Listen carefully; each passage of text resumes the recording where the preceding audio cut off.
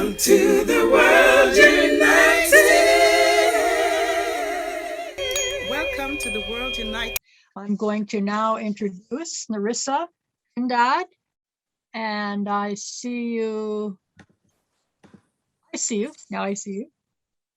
Hello. Hello. And Nerissa is a best-selling author of Growing Through.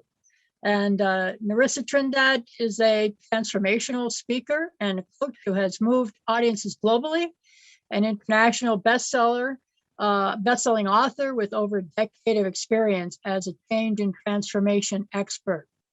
As a migrant, gay woman of color, and a carer for her wife, she is no stranger to crisis and adversity, and she believes in growing through life, not just going through it. I love that. She is committed to coaching and empowering people to build resilience, shift their perspective, and reach their true potential, because anything is possible when you are able to be yourself, believe in yourself, and back yourself. And her sharing today is called Anything is Possible. Welcome. Thank you so much, Deb, for that introduction, and thank you everyone for being in this space. It's beautiful to share with you all today. Before I start, I would love to pay my respects and acknowledge the traditional custodians of the land on which I stand and speak with you all today, and pay my respects to elders past, present, and of course those in the future as well. I want to start today by asking you, have you ever felt like you are not enough? Maybe you raise your hand or give me a nod. Yeah. Have you ever felt like there's someone, maybe in your past or maybe in your present right now, that is telling you that you will never be anything, that you will never become anything, that you will not achieve all of your hopes and dreams that you set out to achieve because of what they believe of you, because of their limiting beliefs of you? And over time, what starts happening is we start believing that narrative.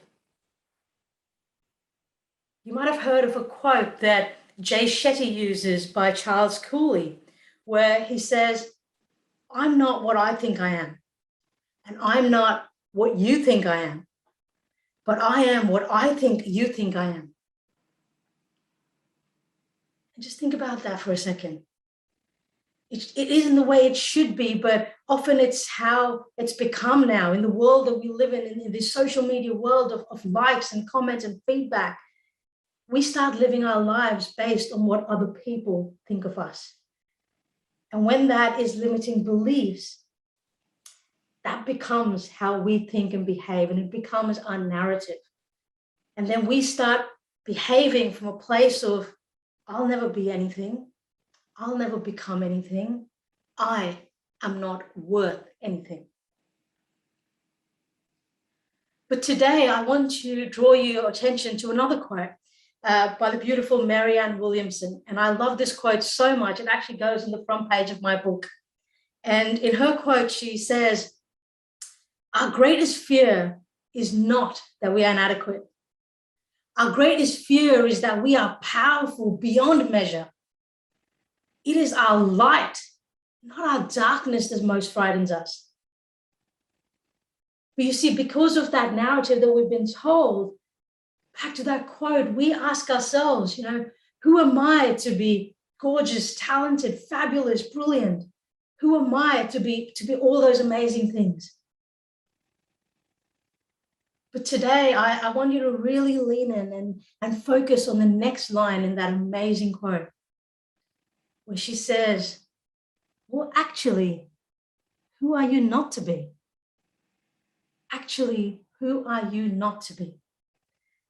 Because if there is one thing that I have learned through my journey and everything that I've been through and grown through, it is this. And write this down and note it down, right? It's this. It is that anything is possible when you can be yourself, believe in yourself, and back yourself. 3 things. be yourself, believe in yourself, and back yourself. And it is then when we can do that, then and only then can we start growing through. Now, I'm just going to pause growing through for a minute. I will come back to it later. So give me a wave if I forget, but I will come back to that later. But I want to ask you now to come on a journey with me. And I want to take you back to where this all first started for me. So I grew up in the 1980s back in India, in a city called Calcutta. And growing up, I was told that everything about me was wrong. The way I stood, the way I walked, my hair, my accessories, the way I dressed, I was told that everything about me was wrong. And I was made to fit into this mold, this mold of a good Indian Christian girl, a mold that I didn't fit into, but I was constantly forced to fit in. And as bits of my identity were dissected and stripped away, I felt parts of me being taken away. And over time, I lost my authenticity, my uniqueness, my self-belief, my self-worth, all of it. And I began living a life that was a shelled version of myself, a version that I couldn't even recognize in the mirror. And it took me a long time and a process of self-discovery where I had to move. I actually left India and I moved to Australia. And it was during that process of intense self-discovery that I had to look within to really understand who Nerissa was and who Nerissa is now. And it's through that process of self-discovery that I found myself on the balcony of my 6th floor apartment. And I remember that evening so clearly. It was a winter's evening, it was cold. And I remember standing on this balcony behind this pillar. And I had chosen this exact day and this time because what I was about to do right now in this moment was something that I had never, ever done before. And I remember standing behind the pillar because it was far enough so the neighbors wouldn't be able to see me. And it was in a secure spot. So if my flatmate came home, they wouldn't know that I was on the balcony and about to do what I was about to do. And when I was standing there, I could feel like my knees knocking. I could feel my palms getting sweaty. I could feel my chest pounding. Have you ever felt like so scared or terrified that it's actually a physical reaction in your body? That's how I felt that day. But as I felt all of this emotion rush through me, I felt like I was on a roller coaster being dragged backwards.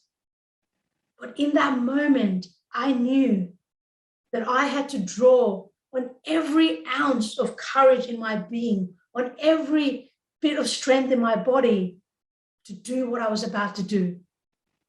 So I stood there trembling, and I remember picking up the phone to dial the number of my sister, who I hoped would be home in her apartment all the way back in India.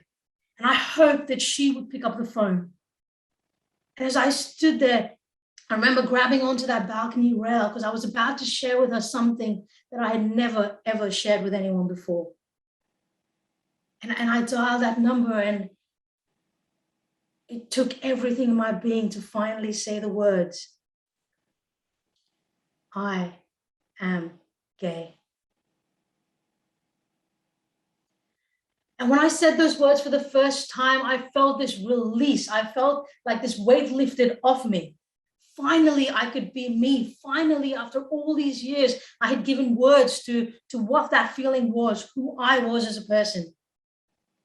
But as I held on there trembling, I needed to wait for what she was about to say in her response.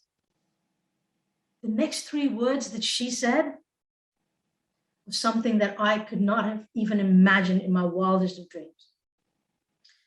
The 3 words that she said were, I accept you. I accept you. 3 words, 3 simple words, but they set me on that path that has led me to where I am today. In that instant, she told me that I was loved, that I belonged, that it was okay to be me. And since that day, it has set me on a path that has led me to where I am today, a place where I feel comfortable, confident, and can live congruent with who I am. And it was only when I was able to step out and say, this is who I am, in all my rawness, in all my imperfections, and say and embrace who I am as an individual, that's when I saw doors open for me that I didn't see possible. I saw my career take off on a trajectory that I never dreamed possible, simply by being myself. And when I was able to be myself, I was then able to start believing in myself. And I then had to work through putting back all of those things that were taken off me: my self-belief, my authenticity, my uniqueness, my self-worth, my confidence, and rebuild my own self-belief. And it was only when I could be myself and believe in myself that I was able to then step out and say, hey, you know what? I can now back myself. Yeah, because I ask you again, how many times in life do we get to the place where we will back our neighbor, we will back our friends, we will back our colleagues, our family? But when we're called to back ourselves, we hesitate. We pull back. We're like, am I enough? Am I worthy? Do I deserve this? I'm here to tell you today that 100% you do. You are here right now, right here in this moment, in this place, because you are meant to be. You were put on this place, on this planet, on this earth for a purpose. And when you can be yourself, believe in yourself, and back yourself, that is when you really start growing through. Now, I want to explain to you what I mean by growing through. And it's this. In life, we often get to a place, and if the last 18 or 20 months has taught us anything, most of us have been in that place either prior to or now, right? We get to a place where there is no way out. There is no way around. The only way is through. And it's then in that moment that we each have a decision to make. Do we choose to go through, simply meandering through with the hope that we might make it through? Do we choose in that moment to get through with intention and purpose? And yes, we do make it through. But when we're faced again with that same struggle, with that same situation or circumstance, we feel stuck, unable to move forward again. But it's when we commit to growing through life, that is when we allow ourselves to be vulnerable. We allow ourselves to learn from the process, and we allow ourselves to take learnings from each experience into the next, thereby building resilience, thereby allowing ourselves to transform. And it's only when we can do that, be ourselves, believe in ourselves, and back ourselves, that's when we start growing through. Because when we start growing through, that is where there is hope, possibility, and transformation. And that's where anything is possible. Now, people ask me, how do you actually start growing through? What do you do? And here's one thing I want to give you today and leave you with today to do. When you're faced with a situation, right, we often find ourselves asking, why me? Why now? Why this? Why me again? Why? And I want you to, when you get to that next situation in your life, to pause. And rather than ask yourself, why is this happening to me? Ask instead, what is this teaching me? Because if we can start looking at life from a place of learning and growth, that is where possibility lies. And if we can step out and embrace who we truly are, and we are able to be ourselves and believe in ourselves and back ourselves, that is where absolute possibility lies. So I want to invite each of you today to come on a journey with me and explore the possibility that lies in front of you and for your life, whether it's in 2021, 2022, or the years ahead.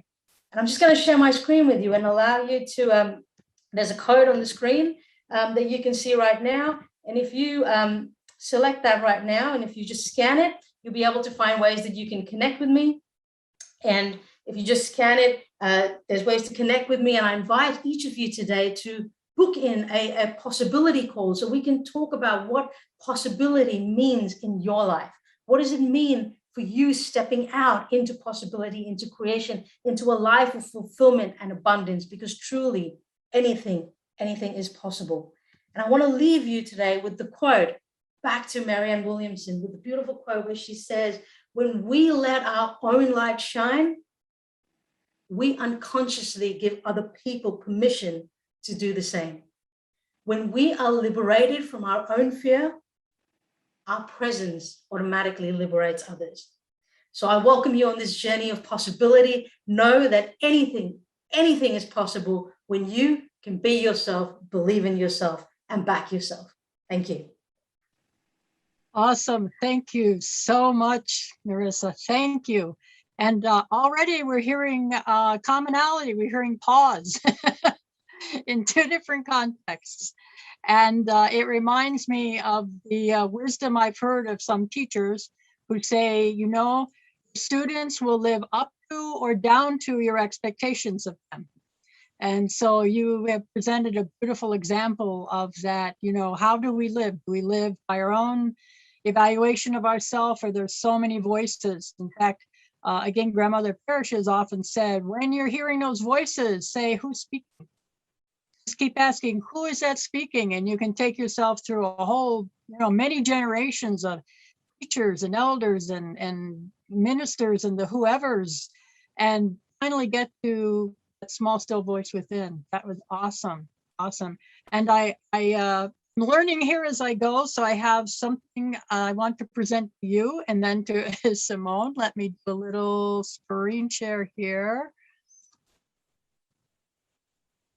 You have to hit share. Simone, this was our certificate of appreciation for you. And now we have for Nerissa. Whoop, where did you go? It went away quickly, but it's there and you will be getting it, okay? And stop share, and we are back. Okay, very, very good. Thank you for your beautiful, beautiful message.